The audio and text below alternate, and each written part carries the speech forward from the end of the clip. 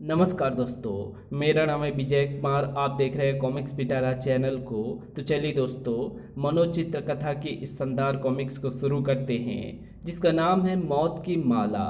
तो आप देख सकते हैं इसका कवर पृष्ठ, जो कि कुछ इस तरह का है। तो चलिए इसकी शानदार स्टोरी को शुरू करते हैं। बहुत समय पहले की बात है।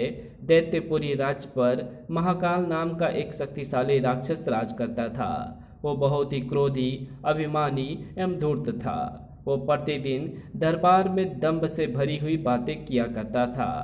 मैं इस पृथ्वी का सबसे शक्तिशाली राजा हूँ। जो भी मुझसे टकराने की कोशिश करेगा चूर चूर हो जाएगा। आप ठीक कह रहे हैं राक्षस राज। आप जैसा शक्तिशाली ना तो दूसरा कोई आज तक हुआ है और ना कभी आगे होगा। दरबारी इसी प्रकार की बातें करके महाकाल की चाटुकारिता करते रहते थे। एक बार की बात है, राक्षस राज महाकाल के राजकीय घुड़साल के सभी साइस उसके पास आए। कैसे आए हो तुम लोग? महाराज क्षमा करें, आज राजकीय घुड़साल के सभी घोड़ों ने खाने की हड़ताल कर दी है। घोड़े अपने चारे में मुंह तक नहीं मार रहे हैं। हमें साफ साफ बताओ कि हमारी घुड़साल के जुझारू घोड़ों ने खाने की हड़ताल क्यों की हुई है? उनकी हड़ताल का कोई कारण तो होगा। महाराज, सभी घोड़े एक ही स्वर में कह रहे हैं कि जब हमारे राजा महाकाल एक दिन में 5 मनुष्य को खाते हैं, तो हम केवल घास एवं चारे को क्यों खाएं?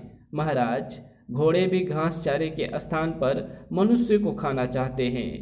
ओह, तो ये बात है। लेकिन ये तो ऐसी कोई गंभीर बात नहीं है जिसके लिए तुम सभी मेरे पास दौड़े चले आए। क्या तुम घोड़े की समस्या का निवारण स्वयं नहीं कर सकते थे? कर तो सकते थे महाराज, लेकिन हम पहले आपका आदेश ले लेना चाहते थे, इसलिए आपके पास आए हैं। अब जब तुम लोग घोड़े की समस्या लेकर हमारे पास आ ही गए हो, तो सुनो। तुम सभी राजकीय घुड़साल के अपने अपने घोड़ों को लेकर दूर दूर तक भ्रमण पर निकल जाओ और राह में पड़ने वाले राज्यों में जा जाकर हमारे घुड़साल के घोड़े के भोजन के लिए नर मांस उपलब्ध कराओ। जब नर मांस खा खा कर हमारे घोड़े तृप्त हो जाएं, तो उन्हें वापस दैत्यपुरी ले आना। जैसी आपकी आज्ञा महाराज। महाकाल की आज्ञा पाकर सभी साइस अपने अपने घोड़े लेकर अलग अलग दिशाओं की ओर चल दिए। सारे घोड़े आज बहुत प्रसन्न थे। आहा, बड़ा मजा आएगा जब हमें घास चारे के स्थान पर नर मांस खाने को मिलेगा। आज हम भी जान पाएंगे कि नर मांस का स्वाद कैसा होता है। महाकाल के साइस पास के राज्यों में जाकर वहाँ के राजा से कहते, मैं दैत्यपुरी के राजा महाकाल का साइस हूँ और अपने घोड़े के भोजन के लिए मुझे प्रतिदिन तुम्हारे राज्य का एक आदमी चाहिए। ये कैसे हो सकता है? तुम्हारे घोड़ों का आहार बनने के लिए मैं अपनी प्रजा के लोगों को कैसे दे सकता हूँ? सोच लो, यदि तुमने ऐसा नहीं किया तो राक्षस राज महाकाल तुमसे नाराज हो जाएंगे और क्रोध में भरकर वे तुम्हें एवं तुम्हारे सारे राज्य को तहस नहस कर देंगे। ओह, ये तो मैंने सोचा ही नहीं था। सारे राज्य के तहस नहस कराने से तो अच्छा है कि तुम प्रतिदिन घोड़े के आहार के लिए हमें एक आदमी भेंट कर दिया करो। शायद तुम ठीक कह रहे हो। तो लाओ, घोड़े के आज के आहार के लिए एक आदमी का प्रबंध करो। मैं अभी प्रबंध करवाता हूँ। तब राजा के आदेश पर राज्य का एक आदमी घोड़े के पास भेजा गया। तो तुम आज मेरा आहार बनोगे? आदमी ने कुछ नहीं कहा और खड़ा हुआ भय से कांपता रहा। तब घोड़े ने मुंह फाड़कर उस आदमी को अपने जबड़ों में दबोच लिया और बड़े मन से उसे खाने लगा। यही हाल आसपास के राज्यों का था। वहाँ के राजा भी राक्षस राज महाकाल के नाम से घबराते थे, इसलिए उन्होंने भी महाकाल के साइसों की बात मान ली थी। हमें तुम्हारी बात स्वीकार है। तब आज से ही तुम हमारे घोड़े के आहार के लिए हमारे घोड़े के पास एक आदमी भेजना शुरू कर दो। इस प्रकार महाकाल के घोड़े प्रतिदिन निरीह मनुष्यों का आहार करने लगे। दूसरी ओर जब महाकाल का एक साइस अपना घोड़ा लेकर चंपक वन से गुजर रहा था। कौन है रे तू? सूरत शक्ल से तो राक्षस जाति का प्रतीत होता है। हाँ, मैं राक्षस राज महाकाल की घुड़साल का साइस हूँ। दैत्यपुरी तो यहाँ से बहुत दूर है। तू इतनी दूर इस चंपक वन में क्या कर रहा है? आप कौन होते हैं मुझसे ये सब पूछने वाले? मूर्ख, तो नहीं जानता कि मैं कौन हूँ? नहीं, मैं नहीं जानता। आप ही मुझे अपने बारे में कुछ बताइए।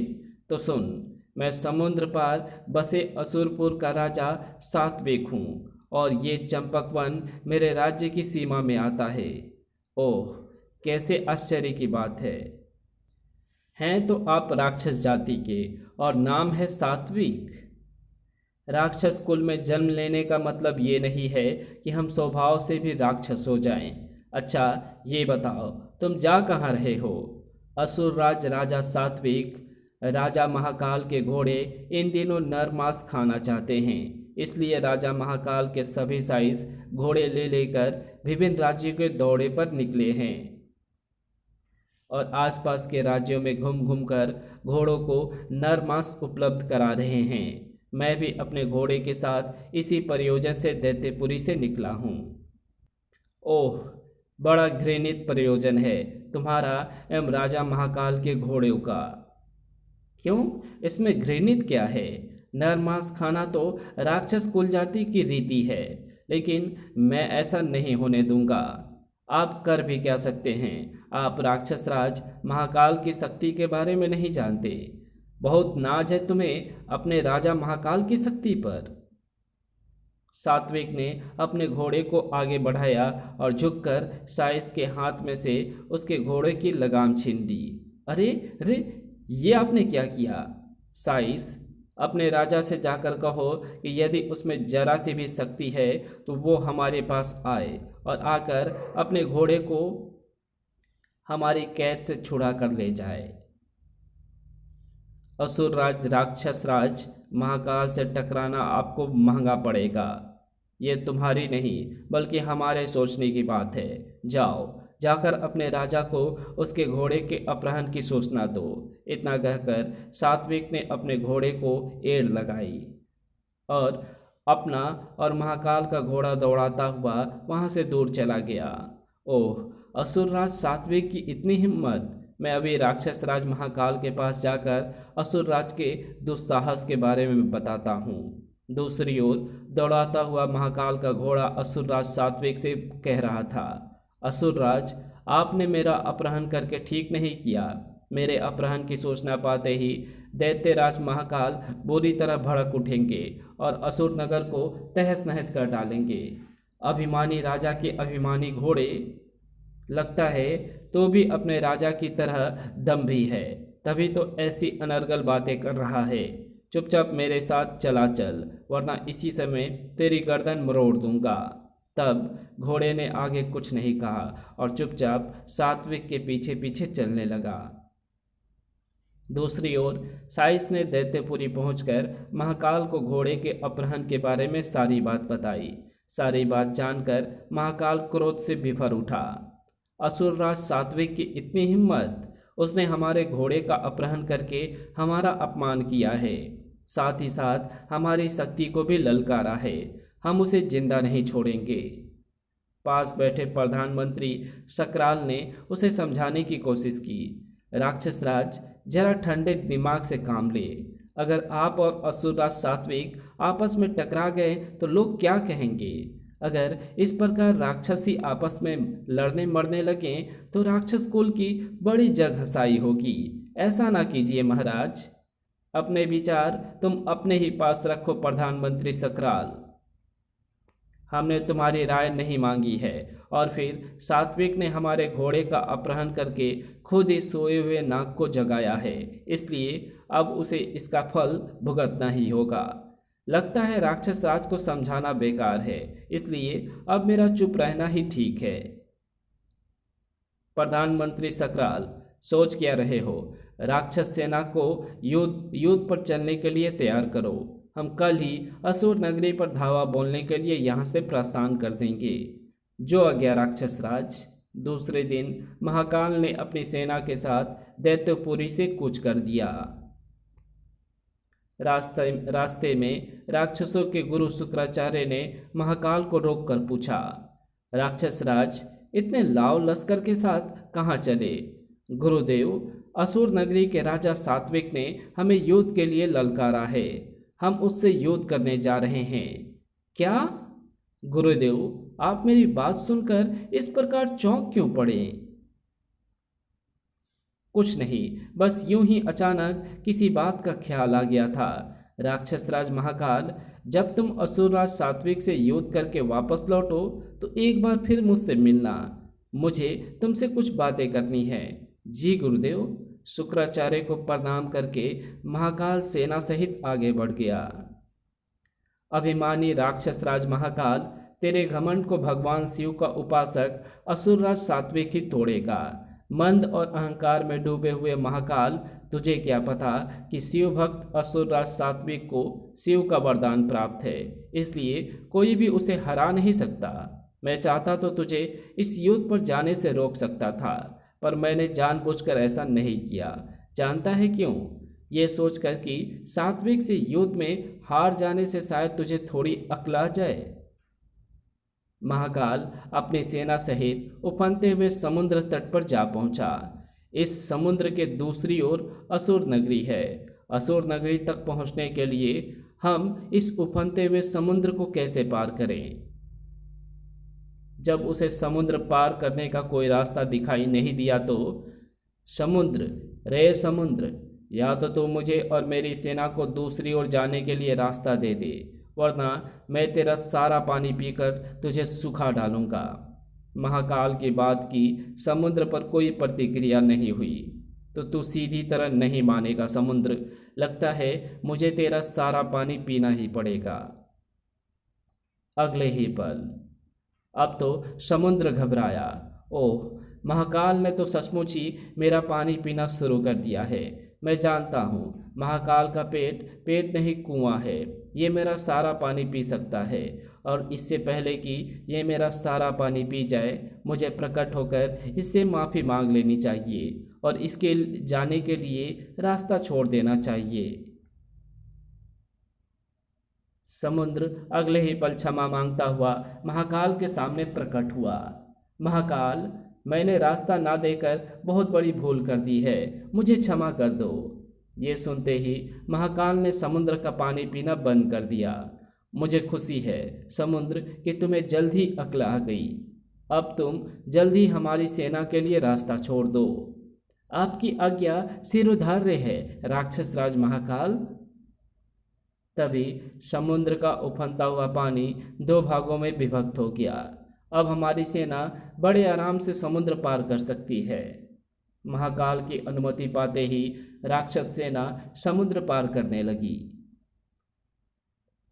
दूसरी ओर असुरराज राजा सात्विक को एक सेवक सूचना दे रहा था। महाराज, हमें अभी अभी सूचना मिली है कि दैत्य नगरी के राक्षस राज महाकाल अपनी राक्षस सेना के साथ समुद्र पार करके असुर नगरी में प्रवेश कर चुके हैं। तो महाकाल समुद्र पार करके यहाँ तक आ ही पहुँचा। कोई बात नहीं, अब हम उसे पूरी तरह सबक सिखा कर रहेंगे। उसने उसी समय शिव भगवान को याद किया। भक्त सात्विक की पुकार सुनकर शिव दौड़े दौड़े आए। कहो सात्विक, हमें कैसे याद किया? भगवान, राक्षस राज महाकाल हम पर आक्रमण करने के लिए सेना सहित हमारे नगर में प्रवेश कर चुका है, अतः अब मेरी लाज आपके हाथ में है। तुम फिक्र ना करो सात्विक, युद्ध में विजय तुम्हारी ही होगी। इस बात का तो मुझे पूरा भरोसा है भगवान। तो जाओ, सेना को लेकर युद्ध भूमि में राक्षस राज महाकाल से युद्ध करने जाओ। केवल आज के युद्ध में ही तुम राक्षस राज महाकाल को अपने वश में कर लोगे। उसी दिन युद्ध भूमि में राक्षस राज महाकाल और असुर राज सात्विक की सेनाओं में जमकर युद्ध हुआ। असुर राज सात्विक की सेना महाकाल की सेना पर कहर बनकर टूट पड़ी। ये देखकर महाकाल बौखला उठा। युद्ध में हमारे सैनिक ज़्यादा हताहत हो रहे हैं। यदि इसी प्रकार हमारे सैनिक जान गंवाते रहें तो हमारी हार निश्चित है। महाकाल अभी ये सोच ही रहा था कि कौन हो तुम? हम हैं शिव के गण। तुम यहाँ क्यों आए हो? हम तुम्हें बंदी बनाने आए हैं राक्षस राज। अगले ही पल ओह आ गणों ने महाकाल को हवा में उछालकर तेजी से पृथ्वी पर पटक दिया। तभी असुरराज सात्विक वहां आ पहुंचा। राक्षस राज महाकाल, अब तुम हमारे कैदी हो। बोलो, तुम्हें हम क्या सजा दें? हम इस प्रकार कैद कर लिए जाएंगे, इसकी तो हमें स्वप्न में भी आशा नहीं थी। अब क्या होगा? क्या हम एक साधारण कैदी की मौत मारे जाएंगे? ये तो हमारे लिए बड़ी शर्म की बात है। ये समय अपनी जान बचाने का है। जैसे भी हो, मुझे इस समय असुरराज सात्विक को अपनी बातों में बहकाकर स्वतंत्र होना चाहिए। मौके की नाजुकता भी यही कहती है। ये सोचकर उसने सात्विक से कहा, असुरराज सात्विक, इस समय हम तुम्हारे कैदी हैं, इसलिए तुम जैसा चाहो हमारे साथ सुलूक कर सकते हो। राक्षस राज महाकाल, तुम्हारी निराशपूर्ण बातों से तुम्हारी पराजय झलक रही है। इसलिए यदि तुम हमारी एक बात मान लो तो हम तुम्हें जीवित छोड़ सकते हैं, और साथ ही साथ तुम्हारा अपहरण किया हुआ घोड़ा भी छोड़ सकते हैं। असुरराज, तुम हमसे अपनी कौन सी बात मनवाना चाहते हो? राक्षस राज, हमने सुना है कि तुम और तुम्हारी शाही घुड़साल के घोड़े प्रतिदिन नर मांस का भक्षण करते हैं। क्या ये बात सच है? हाँ, ये बात सच है। तो सुनो, हम चाहते हैं कि आज से ही तुम एवं तुम्हारी घुड़साल के तमाम घोड़े नर मांस खाना छोड़कर शाकाहारी भोजन किया करें। ये कैसे हो सकता है असुरराज? नर मांस खाना तो राक्षस कुल की रीति है। सोच लो राक्षस राज, तुम्हें राक्षस कुल की रीति ज़्यादा प्यारी है या अपनी जान प्यारी है? अतः दोनों में से एक को चुन लो। ओह, महाकाल सोच में पड़ गया। इस समय असुरराज की बात मान लेने में ही मेरी भलाई है। कुछ देर बाद, ठीक है असुरराज, मुझे तुम्हारी बात मंजूर है। आज के बाद मैं एवं मेरे घोड़े भूलकर भी कभी नर मांस नहीं खाएंगे। मुझे खुशी है राक्षस राज कि तुमने मेरी बात मान ली। तत्पश्चात, लो राक्षस राज, हमारी ओर से ये माला पुरस्कार स्वरूप तुम्हारी भेंट है। इसे अपने गले में पहन लो। पता नहीं सात्विक मुझे ये कैसी माला दे रहा है। असमंजस में पड़े हुए महाकाल ने सात्विक से माला ले ली और उसे अपने गले में पहन लिया। राक्षस राज, अब ये माला तुम्हारे गले में से तुम्हारे चाहने पर भी नहीं उतरेगी। क्या मतलब? तो सुनो राक्षस राज, तुमने अभी अभी शपथ खाई थी कि तुम आज के बाद नर मांस नहीं खाओगे, लेकिन मुझे तुम्हारी बात पर पूरी तरह भरोसा नहीं था, इसलिए मैंने अपनी माला तुम्हें पहनने को दी है। अब जब भी कभी तुम अपने जीवन में भूल से भी नर मांस खाओगे तो ये माला तुम्हारे गले से कसकर लिपट जाएगी और तुम्हारे प्राण ले लेगी। ओह, तब तो ये माला बड़ी प्राण घातक है। महाकाल ने घबराकर माला को गले में से निकालना चाहा, लेकिन ओह, ये माला तो सचमुच ही मेरे गले से निकल नहीं रही। तो क्या सात्विक की कही बात सत्य है? उसके माथे पर पसीने के बूंद छलक आई। उसकी ये अवस्था देखकर सात्विक खिलखिलाकर हंस पड़ा। राक्षस राज, अब तो तुम्हें पूरी तरह मेरी बात का यकीन हो गया होगा। हाँ असुरराज, अब मैं भूलकर भी अपनी शपथ नहीं तोड़ूंगा। सात्विक ने उसी समय महाकाल का घोड़ा उसे वापस कर दिया। तब महाकाल लज्जित सा अपनी सेना के साथ अपने राज्य वापस चल पड़ा। आज जीवन में पहली बार मैं युद्ध में हार कर लौट रहा हूँ। शर्म से मेरा सिर झुका जा रहा है। जब महाकाल अपनी सेना के साथ अपने राज्य वापस लौट रहा था तो उसी समय आकाश मार्ग से देवतागण एवं इंद्र भ्रमण करते हुए इंद्रलोक को जा रहे थे। महाकाल को हरा हुआ लौटता देखकर, वो देखो अभिमानी महाकाल किस प्रकार असुरराज सात्विक से हारकर अपने देश वापस लौट रहा है। आप ठीक कह रहे हैं इंद्र, बड़ा घमंड था महाकाल को अपनी ताकत का। किसी ने ठीक कहा है, अभिमानी का सिर हमेशा नीचा होता है। सारे देवतागण एवं इंद्र महाकाल को लक्ष्य करके ठठाकर हंस पड़े। महाकाल से यह सहन नहीं हुआ और मुंह ऊपर करके क्रोध से चिल्लाकर बोला, इंद्र, जरा आकाश मार्ग से उतरकर पृथ्वी पर तो आओ, तब देखो मैं तुम्हें कैसे मजा चखाता हूँ। देखो तो सही महाकाल कैसा चिल्ला रहा है। रस्सी जल गई पर बल नहीं गए। तुम लोगों के ये मजाल कि मुझ जैसे सुरमा की इस प्रकार हंसी उड़ाओ। महाकाल, अब तुम सुरमा नहीं रहे, तुम तो कायरों की तरह युद्ध हार कर अपने देश वापस लौट रहे हो। इंद्र, तुम लोगों ने मेरे क्रोध को झड़काकर अच्छा नहीं किया है। मैं शपथ खाता हूँ कि एक दिन मैं सेना सहित तुम्हारे राज्य पर आक्रमण करूँगा और तुम्हें हराकर तुम्हारी धूर्तता का मजा चखाऊंगा। हम तुम्हारे आक्रमण की प्रतीक्षा करेंगे महाकाल। देवतागण उसकी हंसी उड़ाते हुए अपने लोक चले गए। इंद्र एवं देवतागणों का इतना साहस कि मेरा इस प्रकार मजाक उड़ा गए। जैसे भी होगा मैं एक दिन इन्हें मजा चखा कर ही रहूँगा। मन ही मन ताव खाता हुआ महाकाल सेना के साथ आगे बढ़ गया।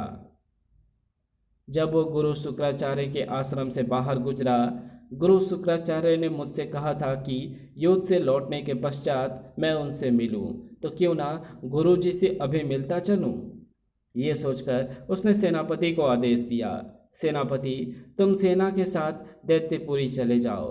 गुरु शुक्राचार्य से मिलने के लिए मैं यहीं पर रुकूंगा।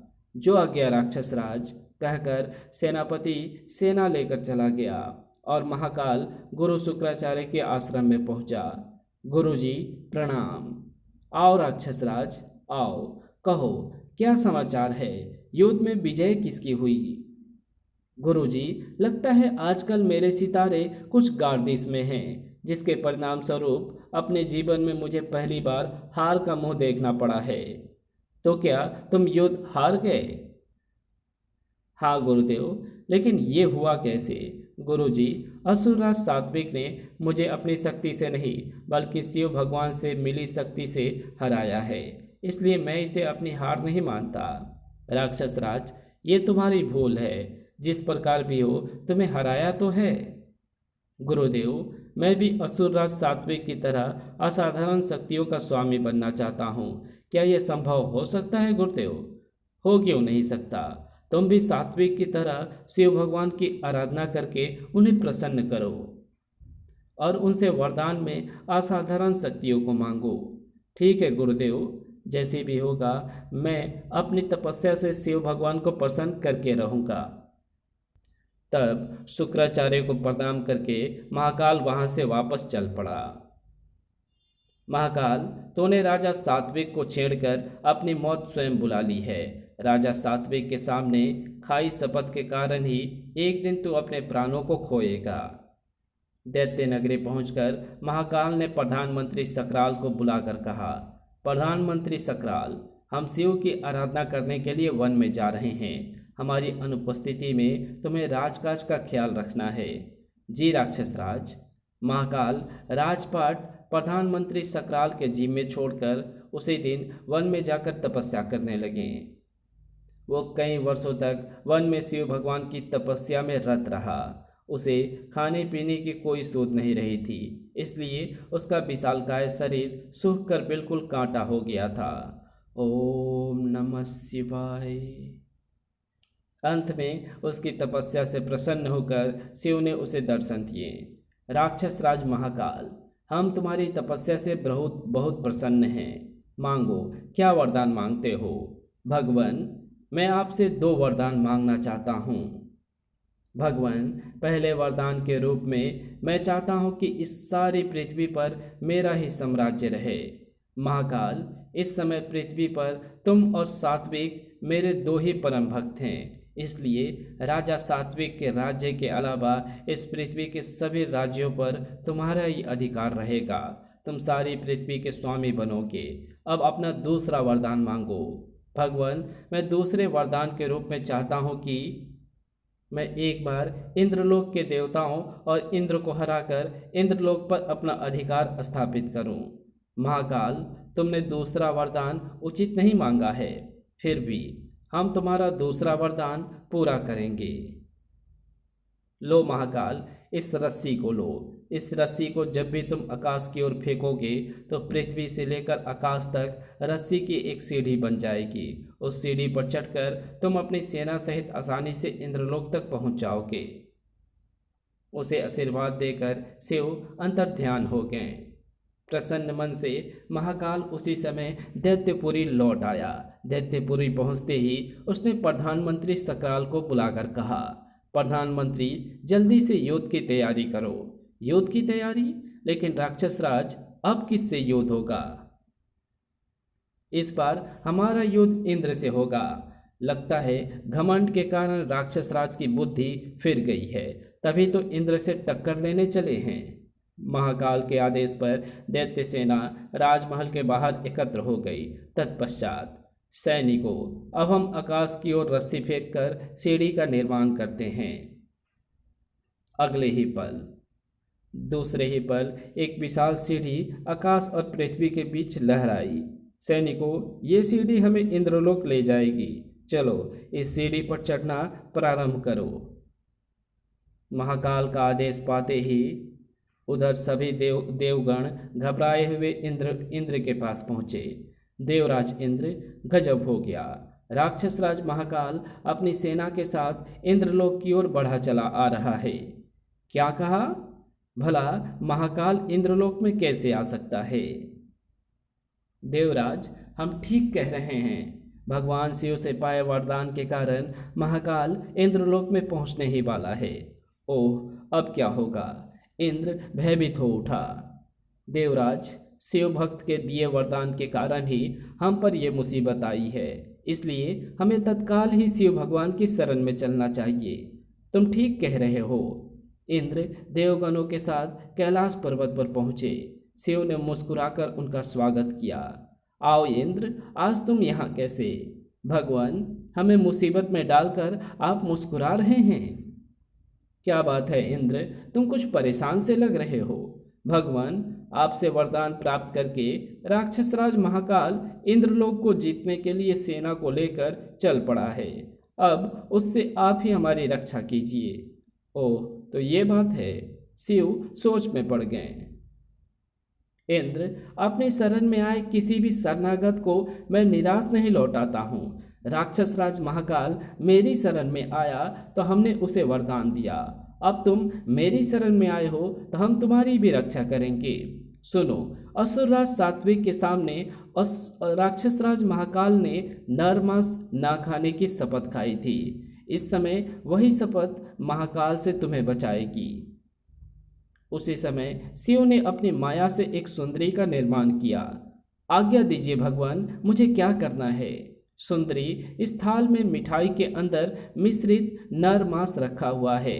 जैसे ही महाकाल इंद्रलोक पर अपने कदम रखेगा, तुम्हें महाकाल को अपने रूप से मोहित करना है और ये नर मांस खिलाना है। जो आज्ञा भगवान। देवराज, इस सुंदरी को लेकर शीघ्रता से वापस इंद्रलोक पहुंच जाओ, क्योंकि कुछ देर बाद ही महाकाल अपनी सेना के साथ इंद्रलोक में प्रवेश करने वाला है। तब शिव को प्रणाम कर इंद्र देवगणों एवं माया से उत्पन्न सुंदरी को साथ लेकर वहां से चल पड़े। रस्सी की सीढ़ी का लंबा सफर तय करके जब महाकाल ने सेना सहित इंद्रलोक में प्रवेश किया, शक्ति के अवतार राक्षस राज महाकाल, इंद्रलोक में आपका स्वागत है। इस प्रकार हमारा स्वागत करने वाली सुंदरी तुम कौन हो? राक्षस राज, मैं इंद्र के दरबार की सबसे सुंदर अप्सरा भुवन मोहिनी हूँ। मैं इंद्रलोक के नए राजा महाकाल का स्वागत करने आई हूँ। भुवन मोहिनी, अभी हमने इंद्र को युद्ध में हराया ही कहाँ है, जो तुम हमें इंद्रलोक का नया राजा कह रही हो? राक्षस राज, मैं जानती हूँ कि युद्ध में विजय आपकी ही होगी और इंद्र को परास्त कर आप ही इंद्रलोक के नए राजा बनेंगे। भुवन मोहिनी, तुम्हारी बातों से हम बहुत प्रसन्न हुए। ये सुनकर सुंदरी ने नर मांस मिश्रित मिठाई के थाल में से मिठाई का एक टुकड़ा उठाकर महाकाल के मुंह की ओर बढ़ाते हुए कहा, तब राक्षस राज, मेरे हाथ से मिष्टान खाकर मुझे गौरवान्वित कीजिए। हाँ हाँ, क्यों नहीं। और फिर लेकिन ऐसा करते ही उसके गले में पड़ी सात्विक की दी हुई माला उसकी गर्दन पर कसने लगी। आह! माला मेरे गले में क्यों कसने लगी? माला का दबाव उसके गले पर बढ़ता ही चला गया। लगता है मेरे साथ धोखा हुआ है। मिठाई में मिलाकर मुझे नरमांस खिलाया गया है। अब मेरी मौत निश्चित है।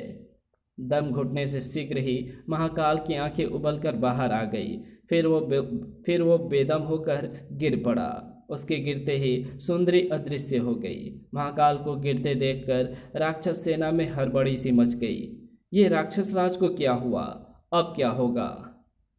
तभी वहां देवगणों के साथ इंद्र प्रकट हुए।